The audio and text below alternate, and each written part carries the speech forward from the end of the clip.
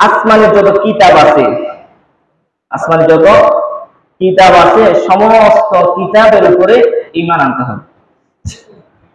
কিতাব, কিতাবের বহু বচন হচ্ছে কুতুব, মানে যত আসমানি কিতাব আছে সমস্ত আসমানি কিতাবের উপরে ঈমান আনতে হবে। রাসূল সাল্লাল্লাহু আলাইহি ওয়াসাল্লামের উপরে যে কিতাব নাযিল হয়েছে সেই কিতাবের নাম কি?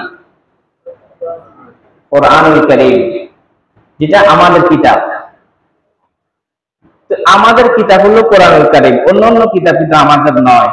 কিন্তু অন্যান্য কিতাবগুলো যেহেতু আল্লাহ নাযিল করেছেন, সেজন্য অন্যান্য কিতাবের উপরে আমাদেরকে আস্থা, বিশ্বাস এবং ঈমান আনতে হবে।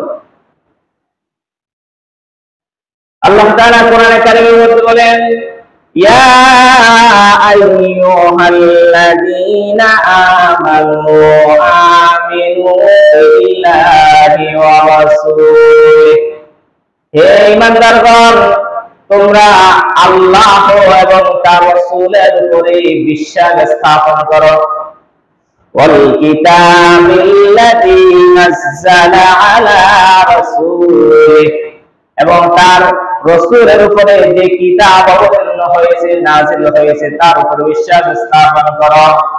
ওয়াল কিতাবিল্লাযী আনজালা মিন ক্বাবল, এবং তার পূর্বে যত কিতাব নাযিল হয়েছে সমস্ত কিতাবের উপর বিশ্বাস স্থাপন করো।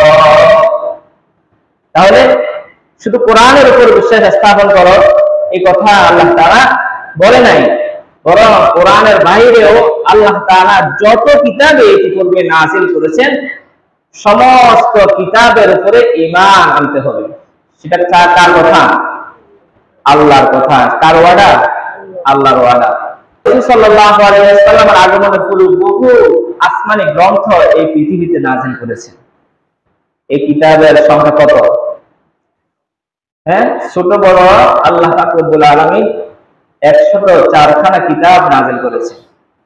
তার মধ্যে 100 কিতাব ছোট ছোট কিতাব, যাদের যেগুলোকে সহিফা বলা হয়, আর 4টি কিতাব বড় বড় যেগুলোকে কিতাবে বলা হয়, তাওরাত, জাবুর, ইনজিল, কোরআন। 104 খানা কিতাবের মধ্যে এই 4টি কিতাব শ্রেষ্ঠ। আবার এই 4টি কিতাবের মধ্যে একটি কিতাব শ্রেষ্ঠ, সেই কিতাবের নাম কি? কোরআন। যে কিতাব আমরা পেয়েছি, যে কিতাব কি আমরা পেয়েছি। আসমানি যত কিতাব আছে 104 খানা যত